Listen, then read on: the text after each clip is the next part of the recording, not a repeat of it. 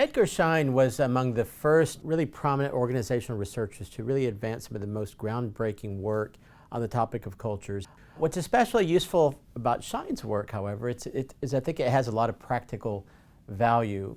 So culture is defined as a pattern of shared assumptions that groups have learned as it solves problems of external adaptation and internal integration that has worked well enough in the past to be considered valid and therefore to be taught to new members as the correct way to perceive, think, and feel. So this is I think a very robust definition, and there's three things that I want to draw particular attention to.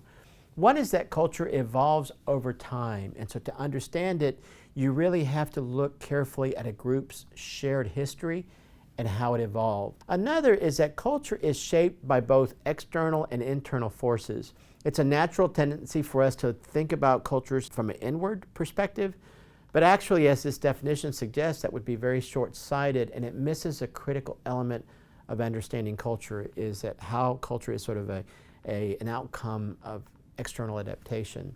Finally, this definition draws attention to culture that's taught to new members.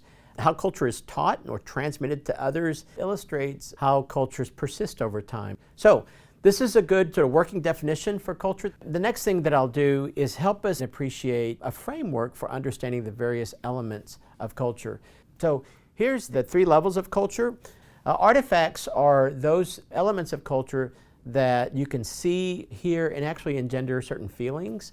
So these are things like routines and rituals that people experience on an everyday basis, maybe even like ceremonies and expressions of some of the core beliefs that people share with one another.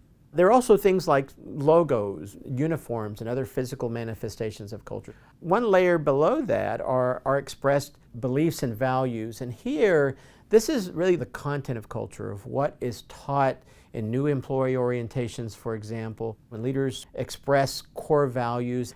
And then finally, there's this last sort of what we call taken for granted assumptions.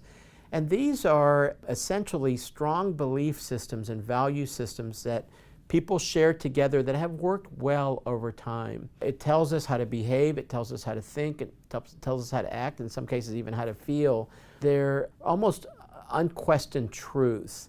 And so it's the deepest levels of culture, but it's also, in many cases, the hardest to not only understand and interpret, but also the hardest to change. So what this framework does is it gives you, I think, a set of tools and strategies for not only understanding cultures, but actually being able to work with it. We'll give you some practical tools for using this framework to diagnose the cultures that are important to you in your organizations, but also change and evolve them in important ways.